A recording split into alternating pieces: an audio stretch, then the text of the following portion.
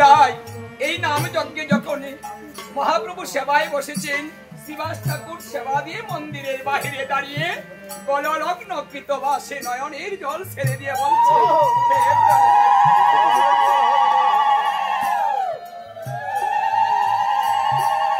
তোমাকে দেবার মতো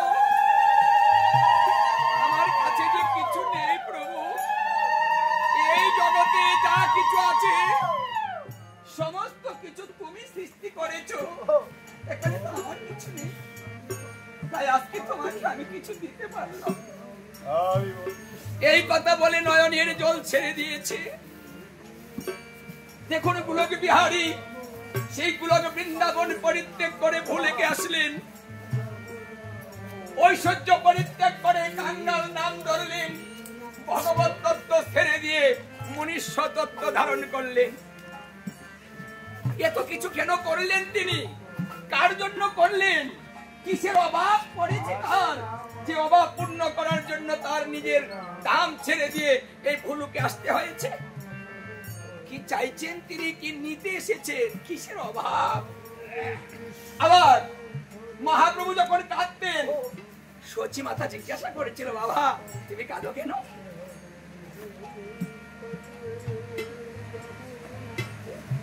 কিসের অভাবে তুমি কাঁদো? নিমাই বলেছিল, হ্যাঁ মা, অভাবে পড়িলে সকলেই কাঁদে, অভাব না থাকলে কেউ কাঁদে না। আমিও মা অভাবে পড়েছি তাই কাঁদছি। বলছে কিসের অভাব তোমার, বলো বাবা, আমি তোমাকে সেটা দিয়ে দিব। বলছে মা তুমি দিবে তো? বলছে হ্যাঁ দিব। যে মা আমি কোনোদিন কাঁদবো না যদি তুমি আমার অভাবটা পূর্ণ করে দিতে পারো। ঠিক আছে বলো বলো বাবা। কারণ একটা মা সহ্য করতে পারে না তার সন্তান যদি কাঁদে।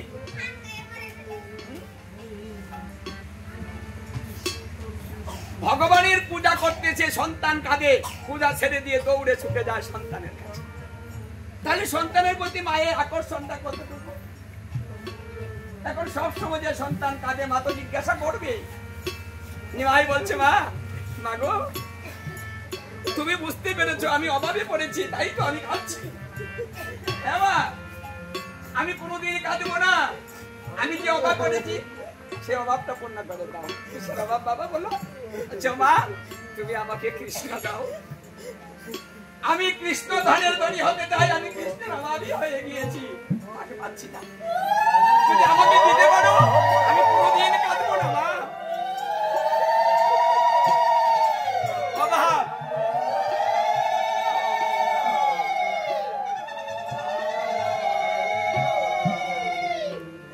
এই অভাব কি কেউ পূর্ণ করে দিতে পারে বাবা? ওটা তো কেউ কাউকে দিতে পারে না। বলছে মা তাহলে কি করতে হবে বলে দাও। সচি মাতা বলছে বাবা এটা নিজে নিজে অর্জন করতে হয়, ওটা কেউ কাউকে দেয় না। দেখুন এই কীর্তনে এসেছেন, যে আসছেন তার লাভ হচ্ছে, যে আসছেন না তার হচ্ছে না। কারণ কেউ কাউকে দিতে পারে না, অর্জনটা নিজে নিজে করতে হয়।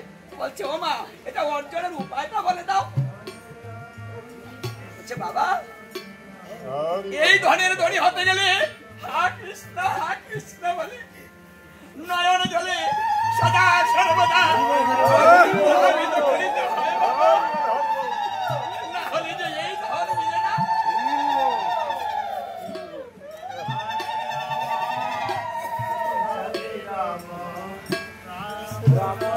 ও মা আমি এই জন্যই তো কাঁদছি।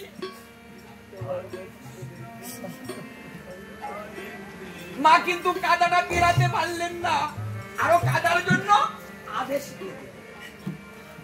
কারণ এটা এমনই ধন কোনো কিছু দিয়ে অর্জন করা যায়। তিনি বলেছেন আমি গোলক বৃন্দাবন পরিত্যাগ করেছি, আমি ভুলুকে যাচ্ছি কেন জানো? রাধা রানীকে শ্রীকৃষ্ণ বলেছিলেন আমি যাচ্ছি, আমি আবার সদায় হব, আমি আবার বিক্রি হয়ে যাব, আমি আবার আমি ভক্তের দাস হয়ে যাব। যদি ভক্তিপূত ভাবে কোন ভক্ত দুপোটা নয়নের জল বৃন্দাবনে আমাকে কেউ দেয়, তাহলে আমি সেই ভক্তের কাছে দাসত্ব স্বীকার করে তার কাছে চলে যাব। আমি আবার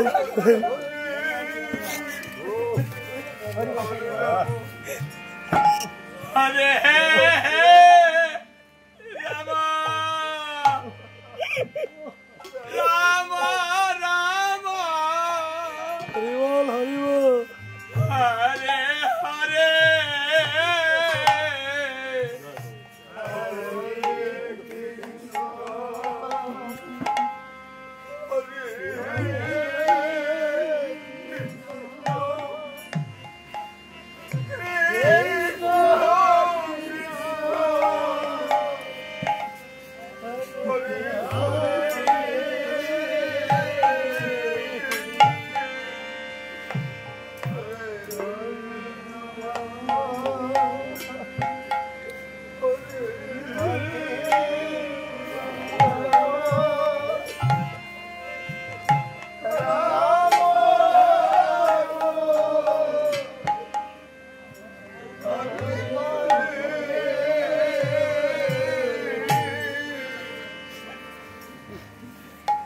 দেখুন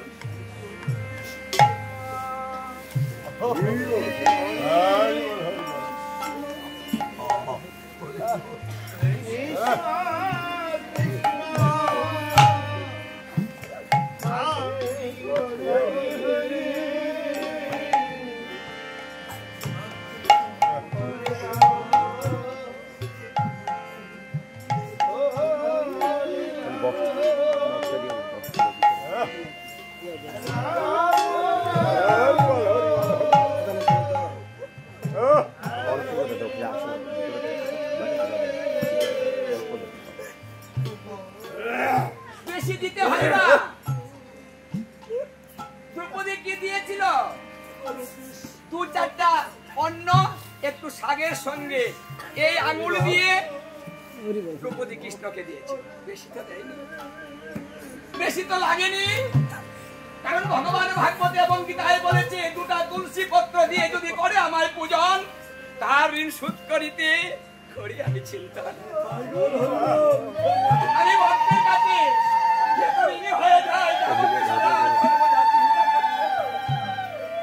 ভক্তের ভক্তির কাছে আমি হার মেনে যাই, আমার শক্তি কাজ করে না। ভক্তির শক্তিটা এমন যে ভগবানের শক্তি হার মেনে যায়, কোনো কাজ করে না।